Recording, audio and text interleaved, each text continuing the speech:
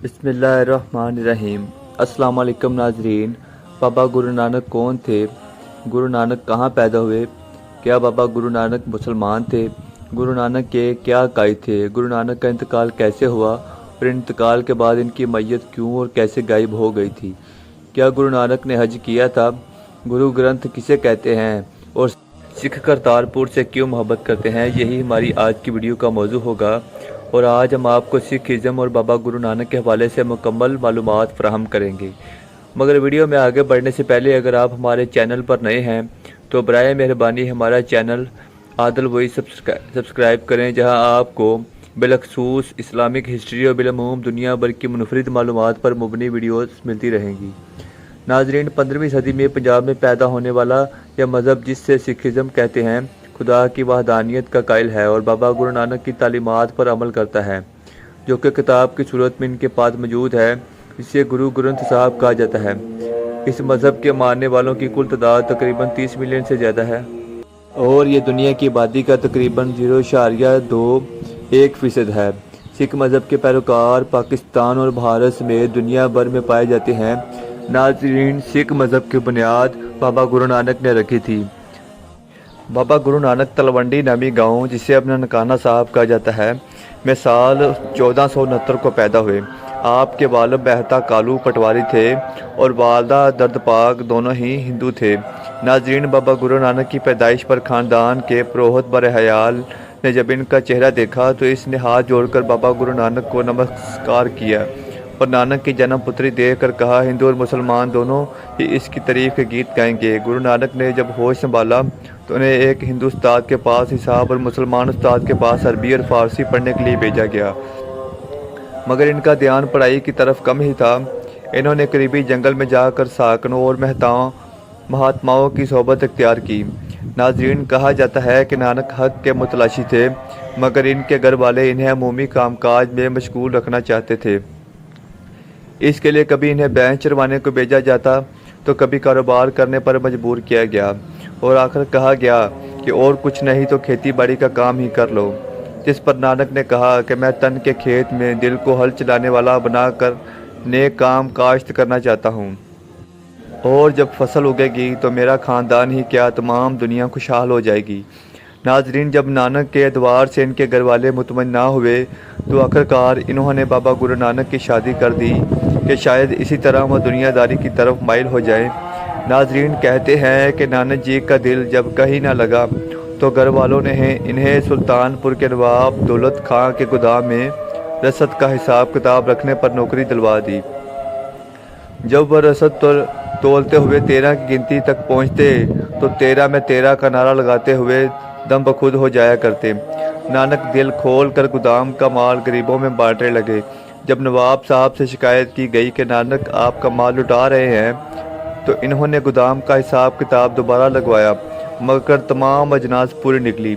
नाजरीन, कहा जाता है कि एक दिन नानक करीबी नदी में नहाने निकले और 3 दिन तक नदी के अंदर गायब रहे। कहा जाता है कि यही नानक को खुदा का विसाल हुआ और खुदा ने इन्हें एक प्याला नायत किया और कहा कि इसे खुद भी पियो और दुनिया को भी पिलाओ। जो तुम्हारा नाम लेगा इसका शौर बेदार हो जाएगा। जो वो नदी से निकलेगा तो इनके लबों पर एक अनोखा नारा था, ना कोई हिंदू ना कोई मुसलमान। शहर में एक हंगामा बर्पा हो गया कि ये कौन है जो मुसलमानों की हुकूमत में और हिंदुओं के शहर में दोनों की तौहीन कर रहा है। काजी ने इनको तलब किया और पूछा कि नानक, तुम कहते हो कि यहाँ ना कोई हिंदू दिखाई देता है ना मुसलमान, तो फिर तुम कौन हो? नानक ने जवाब दिया कि मैं अपने आप को हिंदू कहता हूँ तो वो मुझे मार देंगे, मगर मैं मुसलमान भी नहीं हूँ। 5 अनासर का बना हुआ पुतला हूँ और मेरा नाम नानक है। काजी ने कहा, हो सकता है कि हिंदू अपने मज़हब को छोड़ चुके हों, मगर हम तो 5 नमाजें अदा करते हैं और वो भी खुदा के हजूर खड़े होकर। तो क्या तुम नहीं जानते कि इनमें क्या राज पोशीदा है और हम इसके सिले में खुदा की राह में बख्शे जाएंगे? जिस पर नानक ने जवाब दिया कि मैं भी दिन में 5 वक्त की नमाज अदा करता हूँ, एक सच की, दूसरी हक हलाल की कमाई की, तीसरी खुदा के फजल करम की, चौथी नीयत और ईमानदारी की और 5वीं खुदा की हकीकी याद की। इनसे अजीम तर कोई नमाज नहीं हो सकती। काजी ने कहा, میرے ساتھ نماز پڑھ کر دیکھو، تمہیں خود ہی فرق معلوم ہو جائے گا۔ نانک نے کہا مجھے منظور ہے۔ جب قاضی نماز کے لیے کھڑے ہوئے تو نانک ایک طرف ہو کر مسکرانے لگے۔ جب نماز ختم ہوئی تو قاضی نے نواب سلطان پور سے شکایت کر دی کہ جب ہم نماز ادا کر رہے تھے تو نانک ہم پر ہنس رہا تھا۔ نانک نے جواب دیا کہ نواب صاحب، جب قاضی صاحب نماز ادا کر رہے تھے تو ان کا دھیان اپنی گھوڑی کی طرف تھا جس کے ہاں نیا بچہ ہوا ہے۔ جب قاضی صاحب کو اندیشہ تھا کہ گھوڑی کا بچہ کہیں کنویں میں نہ گر جائے تو وہ نماز کے لیے کھڑے ہو گئے۔ یہ کہہ کر نانک جی وہاں سے چل دیے۔ نواب صاحب نے بہت کہا کہ ملازمت جاری رکھے، مگر نانک نے کہا کہ وہ اب اس کے ہاں ملازمت نہیں کریں گے، بلکہ وہ اس کے ہاں ملازمت کریں گے جس کے ہاں تمام کائنات ہاتھ باندھے کھڑی ہے۔ یہ کہہ کر بابا گرو نانک نے مردانہ کو، جو وہاں ان کا مرید ہوا تھا اور رباب بجایا کرتا تھا، ساتھ لیا اور جنگل کی طرف چل پڑے۔ نانک جب جنگلوں و آبادیوں میں گھومتے رہے اور ان کا نام اب گرو کے نام سے مشہور ہو چکا تھا۔ جب وہ ہندوؤں کے مرکز ہردور پہنچے تو وہاں گنگا میں ہندو نہا رہے تھے اور پانی مشرق کی طرف اچھالتے تھے۔ جب نانک جی نے اس کی وجہ پوچھی تو بتایا گیا کہ یہ پانی مرنے والے بزرگوں کو دیا جا رہا ہے تاکہ ان کی زندگی سودہ اور ٹھنڈی رہے۔ یہ سن کر نانک جی نے پانی مغرب کی طرف اچھالنا شروع کر دیا۔ لوگ ہنسنے لگے، کیا کبھی کسی نے مغرب کی طرف بھی پانی اچھالا ہے؟ تو نانک جی نے جواب دیا کہ میرے کھیت یہاں سے مغرب کی طرف ہے اور پنجاب میں ہیں، میں ان کو یہاں سے پانی دے رہا ہوں۔ لوگ کہنے لگے اتنی دور سے دیا ہوا پانی آپ کے کھیتوں کو کیسے سرسبز کرے گا؟ جس پر گرو نانک نے کہا اگر آپ کا دیا ہوا پانی دوسری دنیا میں پہنچ سکتا ہے تو کیا میرا پانی اس دنیا میں میرے کھیتوں کو سرسبز نہیں کر سکتا؟ دراصل بابا گرو نانک نے ان کے عقیدے کی نفی کی تھی۔ ناظرین، کہتے ہیں کہ مغل شہنشاہ ظہیر الدین بابر جب ہندوستان پر حملہ آور ہوا اور اس نے پنجاب پر قبضہ کیا تو ایمن آباد میں جو جنگی قیدی بنائے گئے ان میں بابا گرو نانک اور مردانہ بھی تھے۔ گرو نانک کو چکی پیسنے پر لگا دیا گیا۔ بابا جی بلند آواز میں کلمات حق کہتے اور خوشی سے اپنا کام کرتے۔ جب یہ خبر بابر کو ملی کہ ایک فقیر خوشی سے چکی چلا رہا ہے اور کلمات حق کہہ رہا ہے اور احسان مندی کے ساتھ گھومتا ہے تو بابر نے کہا میں ایسے فقیر کا دیدار کرنا چاہتا ہوں۔ جب بابا گرو نانک کو پیش کیا گیا تو بابر نے کہا میں نے بے خبری میں اللہ کے ولی کو دکھ پہنچایا، میں اس کی معافی مانگتا ہوں۔ میں نے لودھی خاندان کے مظالم سے لوگوں کو نجات دلانے کے لیے ہندوستان پر حملہ کیا۔ گرو نانک نے جواب دیا اگر آپ نے بھی رایا پر ظلم کیا تو آپ کا بھی یہی انجام ہوگا۔ جس پر بابر نے کہا میں وعدہ کرتا ہوں کہ میں معصوموں کو کبھی نہیں ستاؤں گا۔ بابا گرو نانک نے کہا خدا تمہارا راستہ روشن اور منور کرے۔ یہ کہہ کر وہاں سے چل دیے۔ گرو نانک مکہ، مدینہ اور بغداد کا سفر بھی کیا اور بعض روایات کے مطابق بابا گرو نانک نے حج بیت اللہ بھی کیا تھا۔ ناظرین، ایک بات یہ بھی کتابوں میں لکھی ہوئی ہے، اللہ رب العزت جانتا ہے کہ سچ ہے یا جھوٹ۔ کہا جاتا ہے کہ جب وہ تھکے ہارے رات کو مکہ مکرمہ پہنچے تو رات کو سوتے وقت انہوں نے اپنے پاؤں خانہ کعبہ کی طرف پھیلا دیے۔ وہاں ایک مولوی نے ان کو ٹھوکر مار کر جگایا اور کہا اے کافر، تو حج کرنے آیا ہے اور تجھے اتنا بھی نہیں پتا کہ تو نے خانہ خدا کی طرف ٹانگیں پھیلا رکھی ہیں؟ گرو جی نے بڑے سکون سے جواب دیا کہ حضور جس طرف خانہ خدا نہ ہو میری ٹانگیں اس طرف کر دیجئے۔ مولوی جس طرف گرو نانک کی ٹانگیں گھماتا اسی طرف سے اسے خدا کا جلوہ نظر آتا، جس پر وہ چلانے لگا کہ اللہ اللہ، ہندوستان سے کوئی خدا رسیدہ بزرگ آیا ہے جو لوگوں کو خدا کا دیدار کرا دیتا ہے۔ ناظرین، بابا گرو نانک نے جب تبلیغ کا سفر ختم کیا تو انہوں نے اپنے آخری سال کرتارپور میں گزارے، جہاں ہزاروں لوگ ان کا دیدار کرنے آتے۔ گرو نانک نے کئی آزمائشیں لینے کے بعد اپنی گدی بائی لہنا کو سونپ دی۔ اس کے بعد انہوں نے اپنے خاندان اور خادموں کو جمع کیا اور خدا کی حمد و ثنا بیان کی۔ پھر تمام مجمع نے ایسا ہی کیا۔ اتنے میں بابا گرو نانک مراقبے میں چلے گئے اور اسی حالت میں ان کا انتقال ہوا، جس کے بعد ان کے ہندو اور مسلمان مریدوں میں جھگڑا ہو گیا۔ مسلمان مرید کہتے تھے کہ ہم ان کو دفنائیں گے، ہندو کہتے تھے کہ ہم اپنا رسم و رواج کے مطابق ان کا سنسکار کریں گے۔ آخر میں دونوں اس بات پر متفق ہو گئے کہ دونوں ہی اپنے اپنے پھول ان کے جسم پر رکھ رکھ دیں۔ صبح جس فریق کے پھول نہ مرجھائیں وہی ان کے جسم کا وارث ہوگا۔ صبح ہوئی تو دونوں فریقین کے پھول تازہ تھے اور مہک رہے تھے، مگر جب چادر ہٹائی گئی تو بابا گرو نانک کا جسم غائب تھا۔ ناظرین، آپ کو آخر میں بتایا جائے گا کہ بابا گرو نانک کا جسم کیسے غائب ہوا۔ ناظرین، گرو نانک کی تعلیمات سکھوں کی متبرک کتاب گرو گرنتھ میں موجود ہے، جہاں پر ان کی 974 منظوم نظمیں موجود ہیں۔ ناظرین، بعض مورخین نے لکھا ہے کہ بابا گرو نانک در حقیقت اللہ کو کوئی ولی تھے جو مسلمان تھے، اور دنیا کے باقی مذہبوں کی طرح بابا گرو نانک نے نہ تو نبوت کا جھوٹا دعویٰ کیا اور نہ ہی ولایت کا، بلکہ وہ فقیر، خدا مست اور مجذوب تھے۔ ناظرین، یہ حقیقت ہے کہ بابا گرو نانک ہندو خاندان میں پیدا ہوئے تھے، مگر ان کی ساری عمر ہندوؤں کے تہذیب و تمدن اور رسم و رواج کے خلاف گزری۔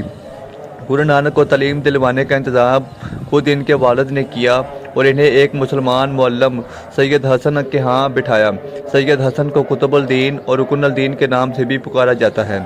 سید حسن نے نانک کو ہونہار دیکھ کر ان کی تعلیم و تربیت میں کوئی کسر نہ چھوڑی، چنانچہ بچپن ہی سے گرو نانک اسلامی عقائد سے واقف ہو گئے، صوفیہ کرام کا کلام پڑھنے لگے اور اس کا پنجابی میں ترجمہ کرنے لگے، اور بابا گرو نانک نے ہمارے پیارے آقا احمد مجتبیٰ جناب محمد مصطفیٰ صلی اللہ علیہ وسلم کی شان میں اشعار بھی لکھے، اور ان کا اہتمام کے ساتھ مکہ مکرمہ جانا تھا۔